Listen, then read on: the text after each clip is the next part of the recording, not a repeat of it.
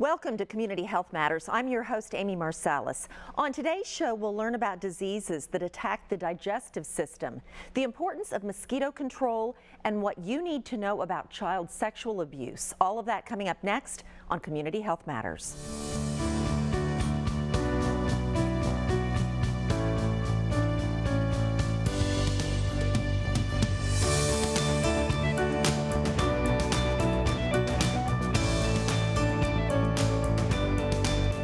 From the News Channel 5 network, this is Community Health Matters, sponsored by the United Health Foundation.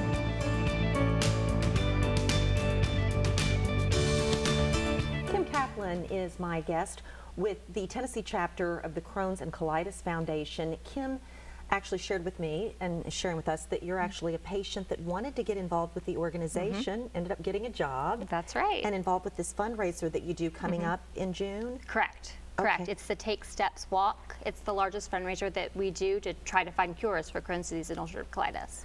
How prevalent? This is an illness that I've heard more and more about in the last few years because I've met people, I've heard about younger people who are diagnosed, which it's typically when people are, what, around 15 up to in their 30s? Is that the typical time of being diagnosed? That's the typical time, but the thing with these diseases is they do not discriminate. So we've seen patients as young as 2 months old, and we've seen patients into their elderly years. So wow. Anybody can be affected by Crohn's or colitis. Do we know, do you understand, do the scientists know what causes this, what triggers this? It's an inflammatory process, right? Correct, correct. So Crohn's disease and ulcerative colitis, they are both diseases of the digestive tract.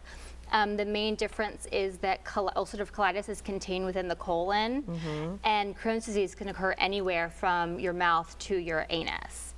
And as far as what causes them, though, we don't know, which is why we are raising funds to find a cure so that we can get to the root of these diseases. It's not, you think with your digestive system, oh, it's the way I'm eating, or I'm not taking care of myself, I'm eating bad foods. That does not cause it. It can help control it, though, right? When you... There's a thought, yes, that changing your diet may help to control the disease, but because we don't know what causes it, we don't really know. There's medications that can control it, but as far as if you eliminate a certain food or things of that nature, we don't know yet. Do we see this, does the community see this that studies it, and gastroenterologists, does it run in families? Is it are you genetically predisposed? There are some patients who it's found in their families, and then there are other patients we deal with who have no connection. So that's another one of the things that we're trying to figure out. Makes it so tough. It does, it does. So what are the symptoms? I know it's a very difficult illness to live with. It is. Abdominal pain, severe abdominal pain, rectal bleeding, frequent diarrhea, extreme fatigue. Those are some of the common external symptoms, and then our patients can have other symptoms too, problems with their eyes, arthritis, so it kind of runs the gamut. Would the debilitating fatigue, would that have to do with you're depleted of a lot of vitamins and nutrients because of, losing so much of that? And that's part of it, and it's a chronic illness. Your body is trying to fight this illness, so. Okay, so walk me through getting diagnosed, getting to that point. I assume most patients, like yourself, started out with your family doctor and then ended up with a specialist. Is that correct? My family doctor sent me to a gastroenterologist, and then they did a number of tests. One of the most common is a colonoscopy that gastroenterologists will do, where they can actually see inside the colon and the small bowel, and they're able to see what's going on, if there's inflammation, if there's ulcers. And then they can take biopsies, and those biopsies are then looked at to determine whether a patient has the disease. Okay, so once they identify you as having Crohn's, colitis, how do they treat that then? What are some of the modalities for treating? So there are a number of good drugs available. We're fortunate that we've been able to do the research. Crohn's and Colitis Foundation is able to do the research, and we've been a part of coming up with a number of drugs to help treat the disease. There's what are called biologic drugs, which I think is the most common that patients are treated with now. And so the hope is that the physician finds a treatment that works for the patient, and they're on that, and that keeps them stable. Has that really helped you as well, those kind of medicines? They have. They have. Good, great. I'm reading here in some of the notes about 23 to 45% of people with ulcerative colitis will eventually, with Crohn's disease and ulcerative colitis, 75% of people with those will eventually require surgical intervention for their disease. So what would they do surgically? I guess it depends really on how severe the disease is. They can resect portions of the bowel, whether it be the small or the large bowel. They can resect portions and remove those portions of the disease. And then some patients, like myself, end up having to get an ostomy because they don't have any other option, and they have to have, in my case, I had my whole colon removed in order to be able to survive and continue to battle this disease. Wow, you've been through a lot. I have You've been. really been through a lot. I have so been. You know what you're speaking about. Wow. If these symptoms sound familiar to somebody listening, somebody watching us today, what should they do? Is there a resource, your organization, obviously? Right. Well, first and foremost, talk to your doctor. You know, don't wait. Don't see if things will get better. If you've had persistent diarrhea, if you have severe stomach aches, call your doctor. Talk to your doctor. Let them send you to a gastroenterologist. And then our website is always a great resource, ccfa.org. And then our help center is 1-888-MY-GUT-PAIN, and that is our information resource that we have through the foundation where people can talk with specialists. Okay, and also don't forget the Take Steps walk that you're promoting coming up June 3rd. All right. It's at the Centennial Park Bandshell, and we're going to have over 600 patients all gather together to raise funds and raise awareness for these diseases. That's a lot of people. It's a lot of people. Well, that shows a lot of support, which is what you need to help researchers continue to look for causes and a cure. Exactly. Thank you so much for sharing the information and the story, and to get it out in the open. Yes, and that's what we're trying to do. We need to raise awareness in order to raise the funds to find a cure. Absolutely. So. All right, take care. Thank you very much. Thank you. All right, and we'll be right back after this.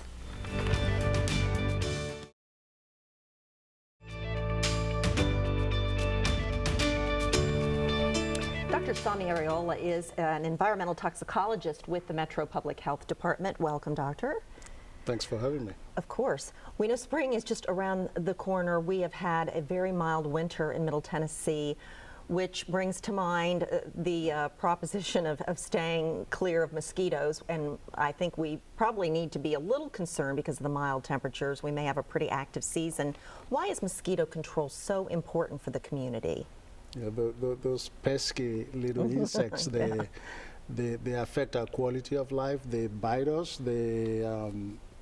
But more importantly, they are able to spread diseases. They are pests of public health significance, and across the world, they're linked to malaria, chikungunya, West Nile virus, Zika virus diseases. So it's very, very important for us to, even though we haven't been successful in eliminating them, we have very proven approaches to managing them, controlling their opportunities to cause diseases, controlling their opportunities to bite, reducing where they breed. So for a variety of public health reasons, for things that pertains to quality of life, people being able to enjoy their backyard, ensuring that people can run around the community, but more importantly to make sure that we protect the health of the people. It is very, very important to manage mosquitoes, to control them, to make sure that places where they breed, we control that, but also to make sure that as persons, as individuals, we take steps to reduce opportunity for them to bite us. But mosquitoes are by far probably the most important pest of public health significance across the world. All right, so as far as empowering us, members of the public, homeowners, apartment dwellers, whatever you call home, to protect your environment, what can we do to keep ourselves from being bitten and to reduce the population of mosquitoes around us from them breeding in our backyard or on our patio? Yeah, and there's some very, very basic steps that we take. The health department, like every other mosquito control district, have steps that we take. But we can't do it by ourselves. We do need community members to play their role. Mosquitoes can breed anywhere. So think about this. A bottle cap that holds water for more than 3 days is enough for hundreds of mosquitoes to breed.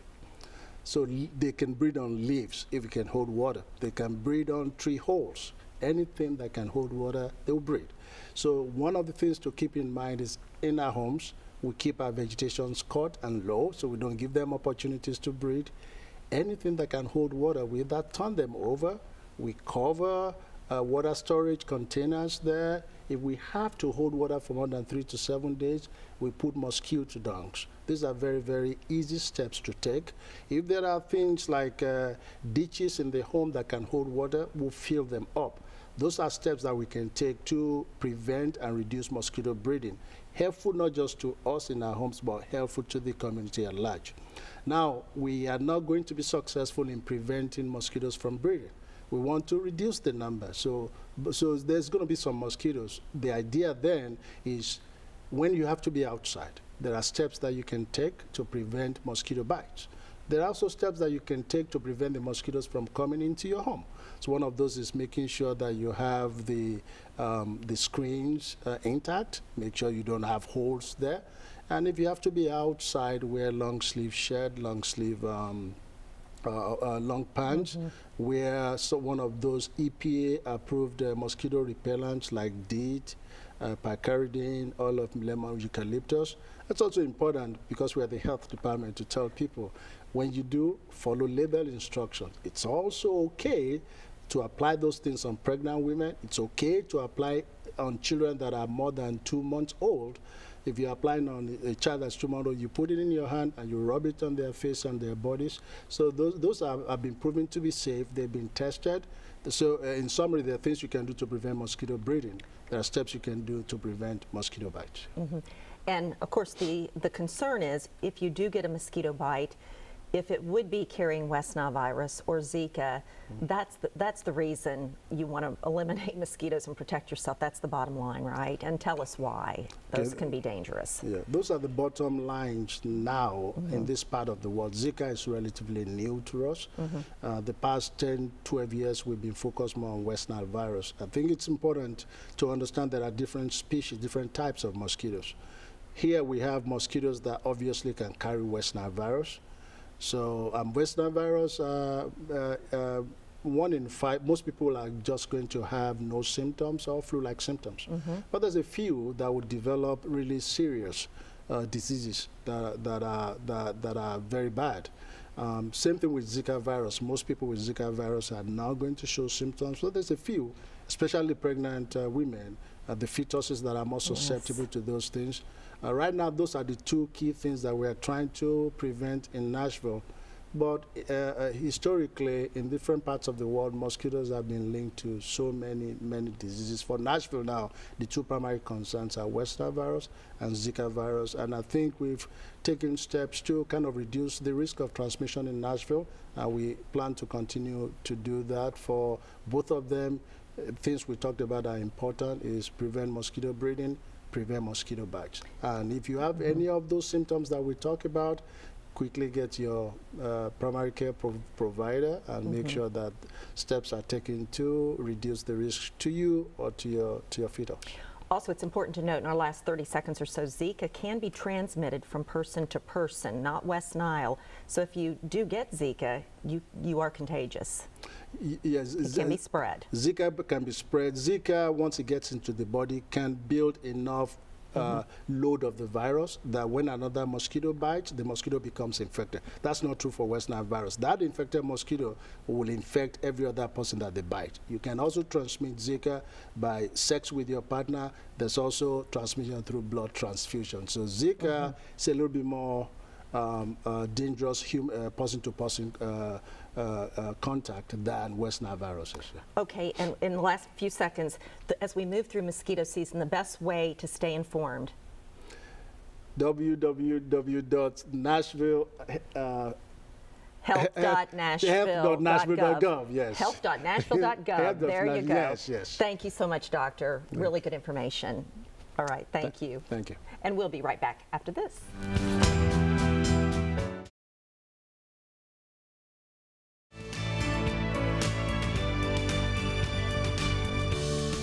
Boy, I am so glad to know about this organization. Our Kids, it says on their folder, where children and families find help, hope, and healing. And it's my pleasure to introduce both of you, Sue Fort White, Executive Director, and Jill Howlett, Social Worker. This gem in our community, a grassroots organization that you really operate differently from other groups. So tell us how children get to you that need healing, that need help, that have been abused, neglected, whatever the circumstances may be. How do they get to Our Kids? Okay, so first, we're in our 30th anniversary year, and we provide medical evaluations and crisis counseling in response to child sexual abuse.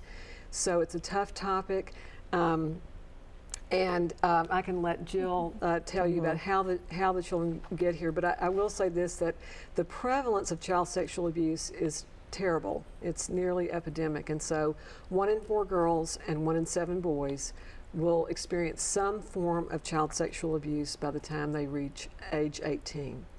So the problem here, you know, silence and secrecy are the vehicles of betrayal and exploitation and abuse. You can't stay silent. We can't deny this. right. People can't be in denial. If they are, it's not reality. This is all around us. It's in every community. We're no different. Right. Okay, so Jill, how do these children get into your care, or how are they identified? Most of our referrals come from the Department of Children's Services. So there's a open investigation with the Department of Children's Services that refers children to us. Our next referral source is law enforcement. So cases from police officers are they're calling us to evaluate children. And medical providers also send a large number of children to our clinic because children are comfortable in their own doctor's offices. So they'll go to those doctor's offices and then they'll refer to us for a forensic medical evaluation. You don't have to have a referral from any of those sources to come to us. You don't have to have an open investigation to do that. On those cases, we'll take calls and kind of determine what the next step needs to be for families. So let's say someone suspects a child is being sexually abused. It's not been reported to the authorities. They could call you directly and say, look, you know, I want to be anonymous, but I think this child is being abused. They can do that. Our response to them will probably be to call the hotline with the Department of Children's Services. They will start an investigation. What the law says is that any person who suspects abuse of a child has a duty to report that to the Department of Children's Services hotline. Okay, if you think a child is being abused, I know we've got some full screen graphics to look at what should we do if we think a child is being abused? Can you kind of walk us through these? Sure. And this is about child sexual abuse. Child sexual abuse, thank Yes, you. Okay. Yes. I do think to listen to that child, to not question that child, to be able to listen to the words that they are using, and to believe and support the child. Tell them thank you for telling. Not to overreact, not to, and it will be hard for parents to not become emotional, but to do your best to try to remain calm and to reassure your child that telling, or reassure that child that telling is the right thing to do. And then take action. You need to notify the authorities, and the hotline number is the way to get authorities notified in the whole state. So that's the number for the entire state. And I'm going to read that number right Sure. now for people if they're walking around not looking at the screen. 877-237-0004. That's throughout Tennessee. What are the right? Oh, go ahead. I'm sorry, Sue. Well, one of the things that's so important in terms of staying calm, it's so difficult in this situation because 95% of the time, so let's say last year we evaluated over 800 children. not over 95% of the time, the accused perpetrator is someone that's known and trusted by the family and by the child. And so you're sort of sitting there going, I can't believe that my father would do this to my 5-year-old or my brother or the older cousin, you know, or my new husband. And so that is why I always say this, but it's true, an appointment at Our Kids is not a 20-minute medical transaction. It's really an intense encounter that usually lasts between an hour and a half and sometimes 4 hours, because so much is going on and there's so many feelings that the parent or grandparent has about the child's disclosure. And again, denial, I would think, would enter into it a lot of the times. Like, that can't be right. Right. That can't be right. Like if somebody came to my door and said, well, your husband, you know, your 5-year-old has just said that your husband has done this to her. Like, I'd say, there's no way, right? Right. Should educating our children about sex abuse, child sex abuse, should that be something we do as routinely as teaching them about other types of safety, you know, walking to school or whatever? Should that be? Absolutely. I think from the very beginning, just talking to children about naming their private parts. And they don't have to be technical names, just something that if a child discloses to someone outside the family, they will know what that means. And you can call them private parts, but just arming children with names that they know. If someone touches them, let me know. And don't put any qualifiers on that. You don't have to say, if someone touches them, I'll make sure it doesn't happen again. Or if someone touches them, I'll hurt that person. Just if someone touches them, come and let me know. And then as a parent, then it becomes your job to listen and be calm about what your child might say. For people who want to learn more about this very difficult topic, but again, we need to talk about it, and to learn more about Our Kids, how do they get in touch with you? We have a wonderful website. Okay. They can go to www.ourkidscenter.com, and there are tons of resources available that will help parents start having those conversations with their children. As soon as they're learning what their arms and legs are, they can learn about their private parts, and it's just another part of their body. When children become when they start developing and start knowing those things, then they should be able to talk about their private parts. And parents should also be able to listen to that as well. All right, very important. I'm sorry, we could go on and on, but we have to wrap up now. Thank you both, Sue and Jill, for sharing Our Kids with the public and for all the good work you do and the healing that's happening. Thank you. Thank you for watching Community Health Matters. Learn more ways to improve your health at mycommunityhealthmatters.org. And remember, here in Middle Tennessee, our community health matters.